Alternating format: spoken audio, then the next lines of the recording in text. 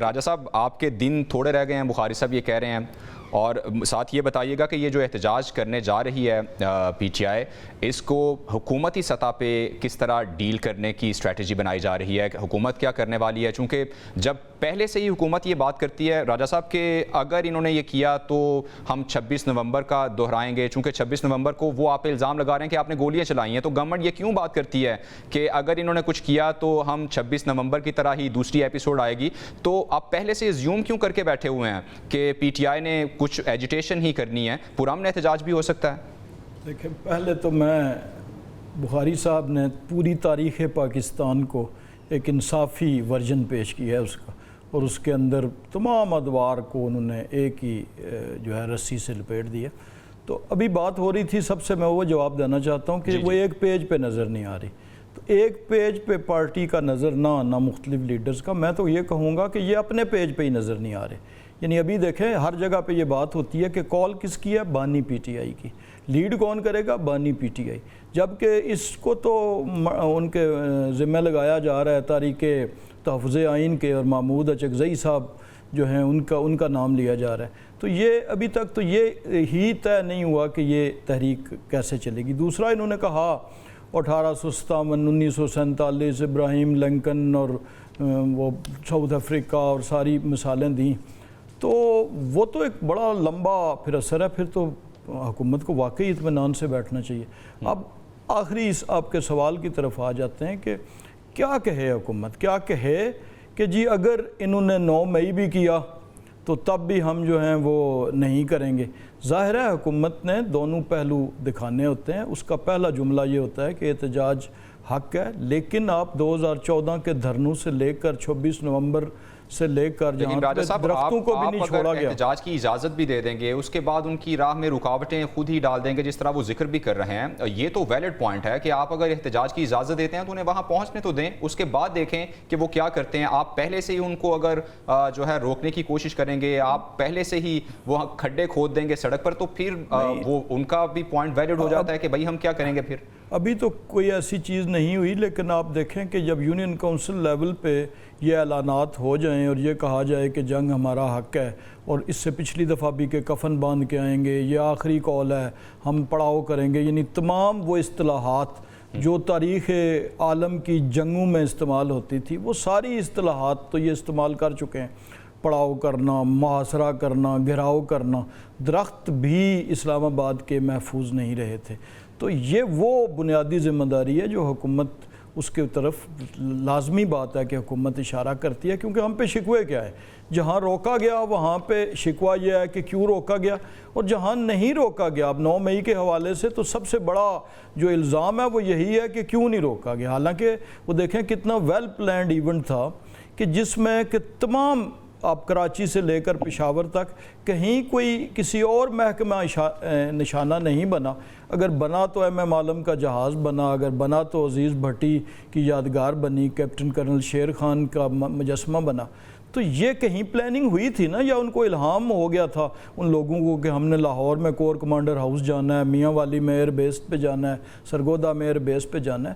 تو اس کو all together negate کر دینا اور اتنا انتہائی معصومیت سے کہہ دینا کہ ایسا کچھ واقعہ نہیں ہوا۔ واقعہ ہوا، اور یہ جو میں نے ابھی ذکر کیا جس پہلو کا، یہ بذات خود اس بات کا ثبوت ہے کہ یہ ایک ویل پلانڈ وقوعہ تھا کہ جس کو پلان کر کے اور سب کو ٹارگٹس دے دیے گئے تھے، اور بہت سی آڈیوز موجود ہیں جس میں کہا گیا کہ اپنی متعین جگہ پہ پہنچو، تو وہ متعین جگہیں سامنے آ گئیں کہ وہ کہاں کہاں تھیں۔ وہ جی ایچ کیو تھا، وہ آرمی میوزیم تھا، وہ صحیح ہے۔ یہ معاملہ جو ہے عدالتوں میں بھی ہے، یقینی طور پہ وہاں سے جو فیصلے آئیں گے وہ پتہ چل جائے گا۔ بیرسٹر صاحب، آپ کیا سمجھتے ہیں کہ اس وقت اگر آپ نیوٹرل ہو کے دیکھیں تو پی ٹی آئی کیا غلطی کر رہی ہے یا کیا اس کو کرنا چاہیے؟ میں آپ سے اس لیے پوچھنا چاہ رہا ہوں، آپ یہ نہ کہہ دیں کہ آپ ان سے پوچھیں بخاری صاحب سے، آپ ایز اے پولیٹیشین آپ کو کیا لگتا ہے کہ جو سپیس جو ہے وہ معدوم ہوئی ہے پی ٹی آئی کے لیے، پی ٹی آئی کون سی غلطیاں کر رہی ہے اور کیا بار بار دہرا رہی ہے جو اسے نہیں دہرانا چاہیے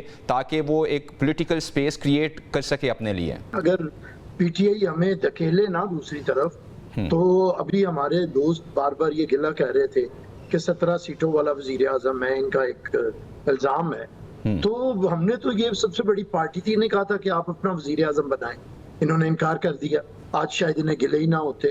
تو دیکھیے پولیٹکس کرنے کے لیے آپ کو پولیٹیکل وزڈم کی اور پولیٹیکل راستے کی ضرورت ہوتی ہے. میں چند باتیں آپ کے سامنے رکھتا ہوں. پی ٹی آئی کے آج جو چیئرمین صاحب ہیں یہ 2-3 سال پہلے شامل ہوئے ہیں, میرے دوست ہیں, میں بھی پیپلز پارٹی کا ایم این اے کا ٹکٹ ہولڈر ہوں, وہ بھی تھے سوات سے, تو وہ آتے ہی ان کے چیئرمین بن گئے. جو صدر ہے ان کی پارٹی کا وہ کاف لیگ کا صدر تھا, اب ان کا صدر ہو گیا 2 سال پہلے.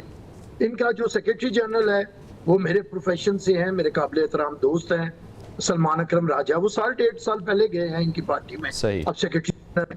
پھر ایک ان کے جو انفارمیشن سیکرٹری ہیں وہ بھی کوئی مشرف کی جماعت, نون لیگ, ساری جماعتوں سے ہوتے ہوئے آج کل ان کے انفارمیشن سیکرٹری ہیں.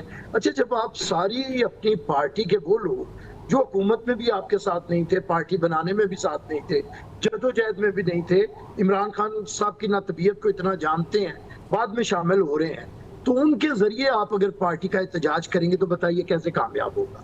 دوسری بات یہ ہے کہ پولیٹیکلی چیزوں کو سیکھنا چاہیے اور اپنی غلطیوں کو تسلیم کرنا چاہیے.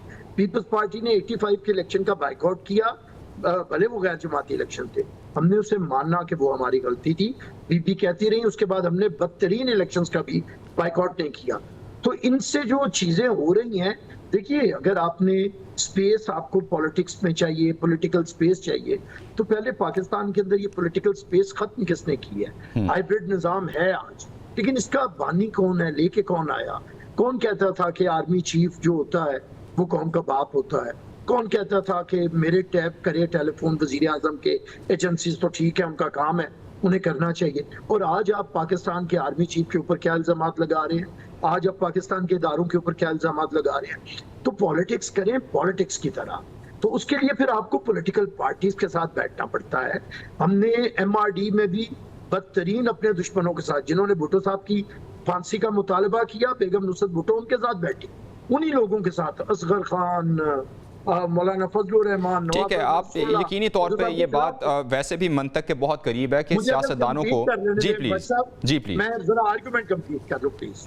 تو یہ بیٹھنا پڑتا ہے. اچھا ٹھیک بات انہوں نے کہی کہ ہماری زبانیں بھی کس نے کاٹی, ہمیں قید بھی کس نے کیا, اس میں ویسے یہ بھی بری الذمہ نہیں ہے, ان کے بھی زیادہ تر دور میں زرداری صاحب قید میں رہے ہیں, ہمیں تو ہر ایک نے رکھا, ہم نے کسی کو قید نہیں رکھا.